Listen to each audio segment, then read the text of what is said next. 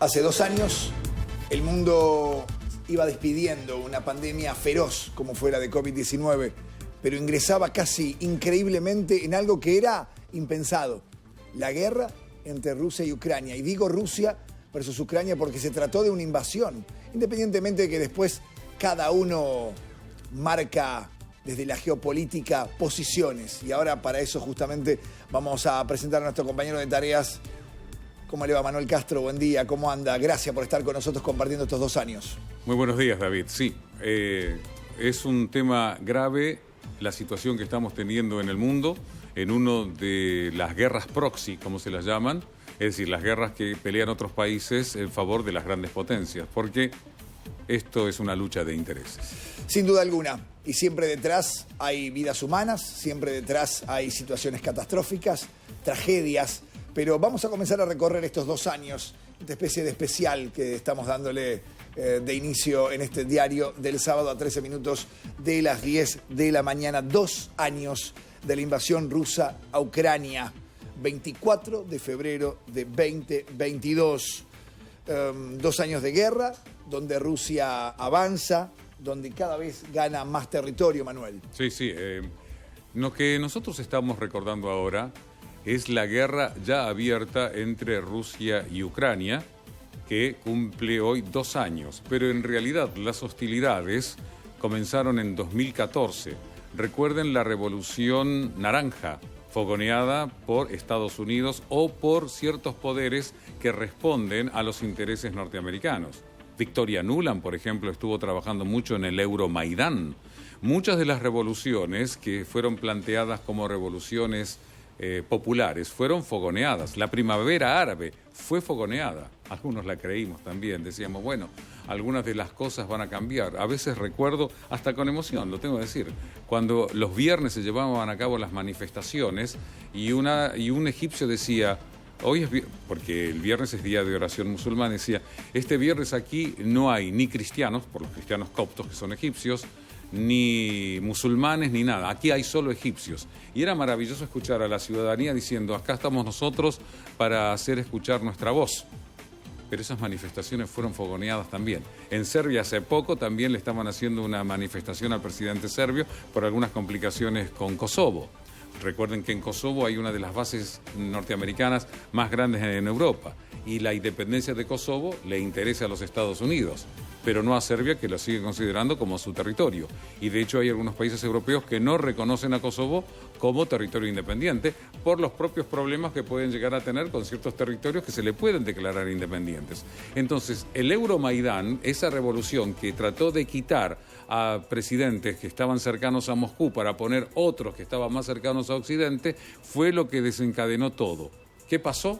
Se estaba atacando al este de Ucrania. El este de Ucrania, ¿qué es? Ruso. Con gente que habla ruso, que siente en ruso. ¿Por qué? Porque todo ese territorio durante la Unión Soviética se mezcló. De hecho, hay familias mixtas. Hay familias que no saben qué hacer porque tienen o familiares ucranianos en Rusia o rusos en Ucrania. ¿Qué pasó? Se los estuvo atacando. Más de 14.000 muertos hubo. De eso se habla poco. El ataque de Kiev a la zona del este de Ucrania. Ya un general soviético, cuando todavía existía la Unión Soviética, había dicho en algún momento, y eso lo consignó Samuel Huntington en su libro Choque de Civilizaciones, que antes había sido un artículo para el Council on Foreign Relations, que es el que corta el bacalao a nivel mundial, Foreign Affairs, la revista Foreign Affairs, que es del Council on Foreign Relations, que después ese artículo se transformó en ese libro, solía decirle, mire, a nosotros nos interesa el este de Ucrania, el oeste se puede ir al infierno. ¿Qué es ¿Dónde están ocurriendo los combates? En la zona que es o que habla ruso y que tiene tradición rusa. Rusos que hablan ruso y ucranianos cuya lengua madre es rusa.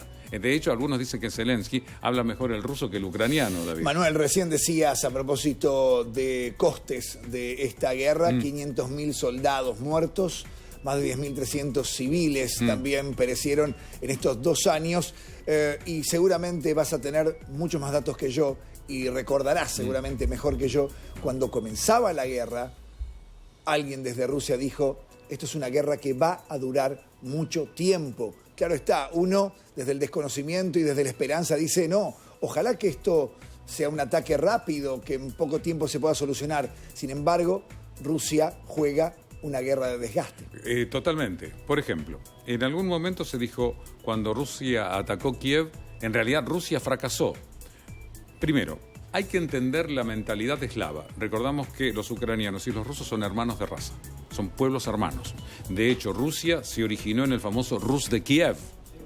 Y además, salvo los montes Urales, esa zona es llana. Es decir, durante siglos recibió invasiones, son pueblos acostumbrados a matar y a morir. La única barrera natural son los montes Urales.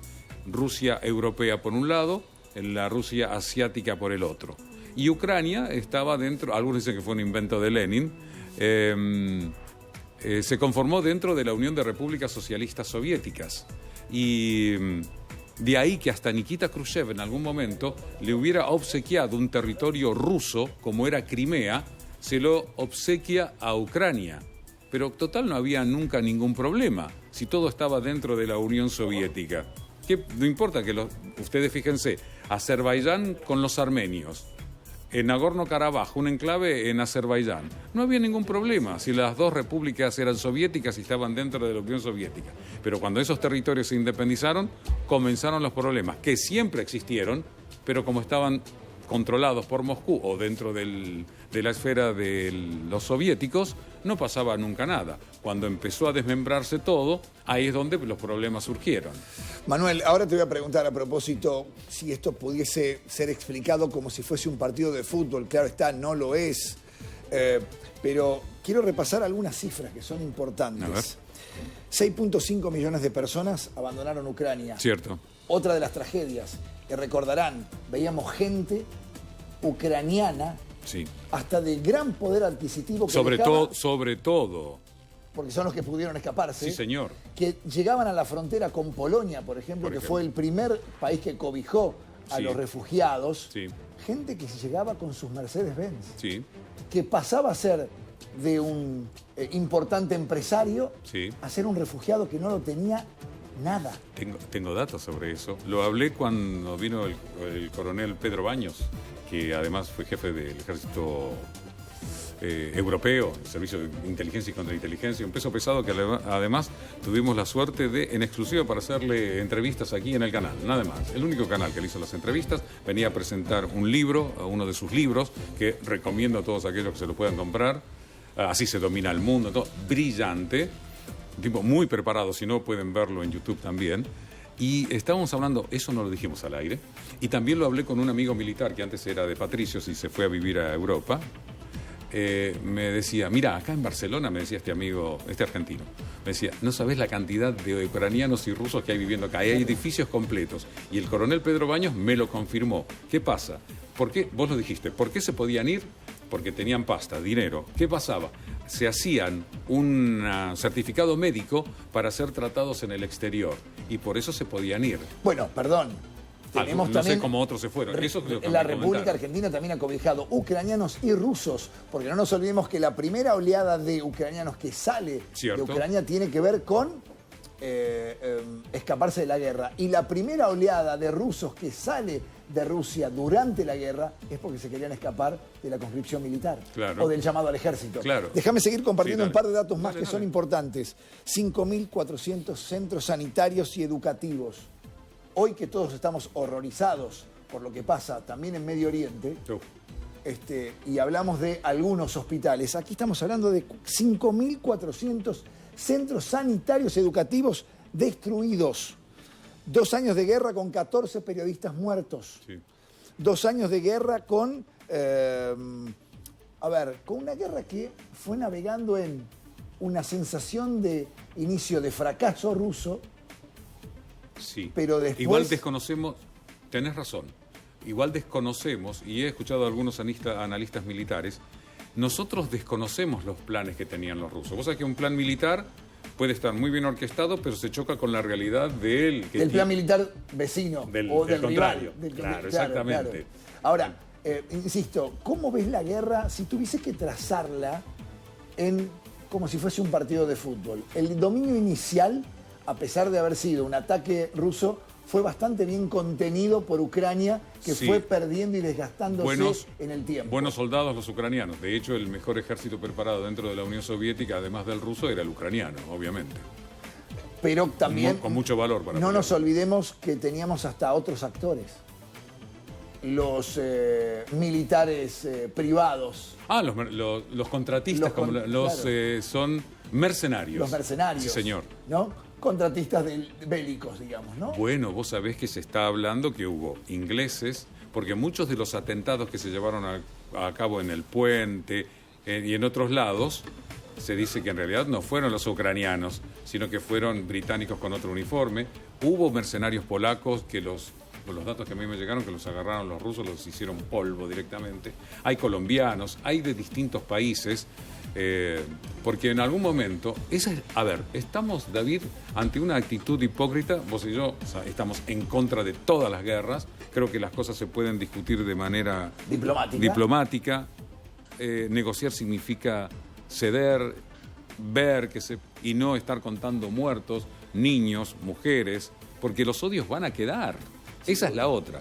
Lo que pasa que vos, lo decíamos y lo charlábamos antes en la previa, cuando hay intereses, cuando hay dinero, Claro. cuando hay una redistribución geopolítica del mundo, porque hoy las principales potencias se están repartiendo el mundo, por eso se explican tantos focos bélicos en todo el globo No te terráqueo. quepa duda. Acabas de dar en el punto clave y me das pie para decirlo justamente. Hubo un tratado que se llamó el Tratado de Minsk. El Tratado de Minsk. ¿Qué pasa? Estaban diciendo, y después se enteró Putin, que hasta Merkel le había mentido. ¿Por qué? Porque se dijo que el Tratado de Minsk era para ganar tiempo, para que Ucrania se rearmara, y antes de eso estaba un informe de la Rand Corporation que decía, la idea es desmantelar lo que era la Unión Soviética. Cuando cae la Unión Soviética, ¿te acordás que estaba Ronald Reagan que le decía, Mr. Gorbachev, tear down this wall, tire abajo este muro, y Gorbachev era como un héroe en Occidente. Yo lo conocí personalmente, pero en otro canal, Canal 9, que daba entrevistas y todo. Creo que en un programa con Mariano Grondona, y estábamos ahí. Y en cambio en Rusia no es así, porque se lo consideró como el presidente de la Comunidad de Estados Independientes, pero que empezó a deshacer la Unión Soviética. Entonces ahí vos tenés la crisis de una potencia. Estados Unidos queda como la única potencia a nivel mundial, pero empezó a aparecer un Yeltsin, y Yeltsin necesitó de alguien que era muy desconocido, pero que tenía una buena preparación. Un tal Vladimir Vladimirovich Putin, conocido de Merkel, habla muy bien alemán y sobre todo de la KGB. Hace un stop chiquitito ahí, un parate ahí, porque recién decías qué bien entrenados los soldados ucranianos. Estamos recorriendo 2 años de guerra. Y vamos a ver cómo nuestro enviado especial, porque Canal 26 estuvo en la guerra, en el frente, y en un rato lo vas a ver, pero puntualmente también en el lugar de entrenamiento de los soldados ucranianos.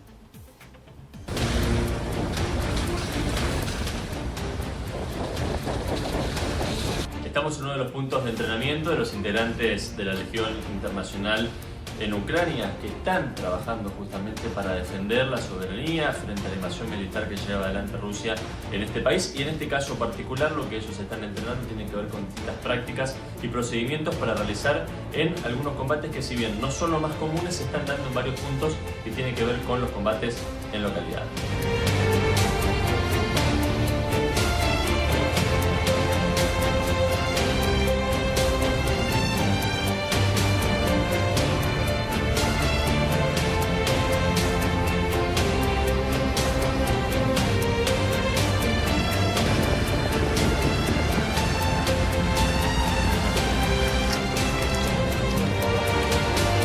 Estamos ahora enfrente de un tanque T-80 ucraniano. Nos vamos acercando, por favor, con la cámara para ver cómo, sin lugar a dudas, sigue avanzando la cámara.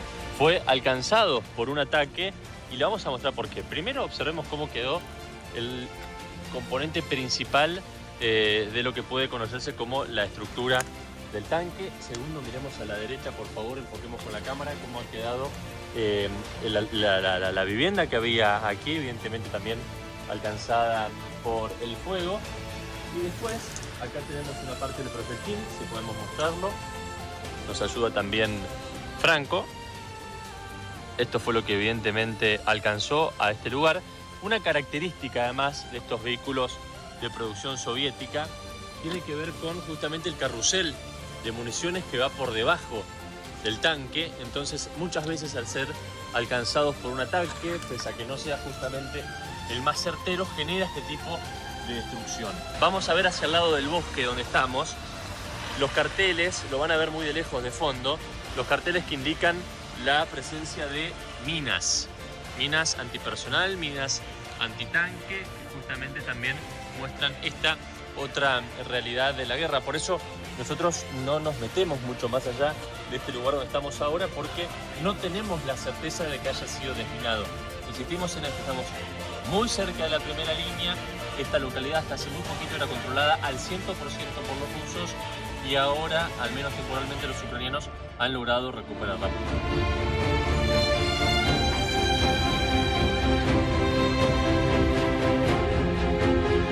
Aquí estamos en la primera línea del frente de batalla frente a Rusia, con 2 legionarios argentinos que se sumaron a los esfuerzos ucranianos.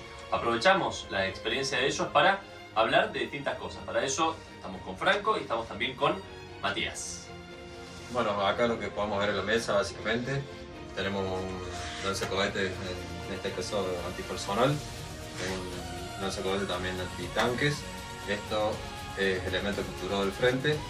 Y lo que podemos mostrar acá también, lo que es un M4A1 en calibre 5.56, y tenemos acá un Kalashnikov, una K-74M, y bueno, tenemos varias granadas. Como las granadas contamos en este caso con granadas defensivas tipo F1 y con granadas ofensivas RGO y RGD5 con sus respectivos detonadores.